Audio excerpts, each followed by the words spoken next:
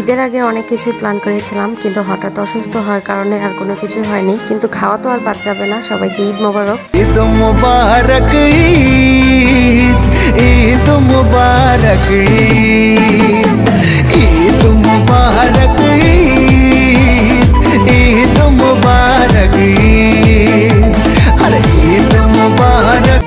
ঈদ মোবারক। আসসালামু আলাইকুম সবাইকে। সবাই কেমন আছেন? আর ঈদের দিন সকালে ঘুম থেকে উঠে আমি গরুকে ঈদ মোবারক জানাতে এলাম। গাইস, ঈদের দিন সকালে কিন্তু আমি আলু ভর্তা বেগুন ভর্তা দিয়ে ভাত খেলাম, আর সাথে অনেক মিষ্টি আইটেমও রান্না করেছিল, কিন্তু খাওয়ার একদমই রুচি নেই, কারণ আমি ঈদের দিন রাত থেকে অসুস্থ। অনেকদিন হলো পেজে কোনো ভিডিও আপলোড করা হয় না, তাই আমি ভেবেছিলাম ঈদের দিন ইনশাল্লাহ কোনো না কোনো ভিডিও দেব। আর সেজন্য আমি অসুস্থ শরীর নিয়ে একটু পরপর একটু উঠে ভিডিও করতেছিলাম, কিন্তু বেশিক্ষণ আর পারি নাই। বারবার গিয়ে বিছানায় শুয়ে পড়ছিলাম আর একটু পরপর এসে একটু ভিডিও করছিলাম। আর এই যে ফাইনালি আমাদের কোরবানি দেওয়া হয়ে গেছে, এখন মাংস কাটাকাটি হচ্ছে। আমার মামাতো ভাই সাথে আমার নানা সবাই মিলে মাংস কাটাকাটি করতেছিল। প্রতিবার আমাদেরই আগে হয়ে যায়। আমরা সবাই আমার নানিকে অনেক মিস করতেছিলাম। এবারে ঈদটা আমরা নানিকে ছাড়াই পালন করেছি, কারণ আমার নানি বাইরের দেশে আছে আরেক মামার কাছে। তো এই যে মাটির চুলাতে রান্না বসায় দেওয়া হয়েছে। গ্রামের বাড়ি মানে মাটির চুলা, আর মাটির চুলার রান্নার তো কোনো তুলনাই হয় না। আমার মামি ভুনা খিচুড়ি রান্না করতেছে। খিচুড়ির রান্না শেষ, এখন আমাদের রান্না করার মাংসও চলে এসেছে। এই মাংস এখন রান্না করা হবে। আর এই যে আমাদের টুনটুনি বুড়িটা কি সুন্দর করে হাতে মেহেদি দিচ্ছে। ঈদের দিন আমরা কেউই মেহেদি পরি না। ঈদের আগে সবাই এত কাজ করেছে, যার কারণে কেউ সময়ই পায় না হাতে মেহেদি পরার।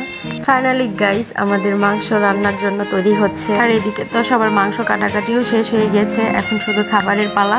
আর এই যে দেখুন কি সুন্দর করে আমাদের টুনটুনি বুড়িটা সাজুগুজু করে হাঁটতেছে। বাড়িতে একমাত্র ওরই ঈদ, ওই একমাত্র সাজুগুজু করেছে, বাকি সবাই এখন কাজ নিয়ে ব্যস্ত। সবার কাজ করা দেখে গাইস আমিও একটু গিয়েছিলাম বুড়ি পরিষ্কার করার জন্য, কিন্তু পরে এত খারাপ লাগছিল যে আমি আবার গিয়ে শুয়ে পড়েছি।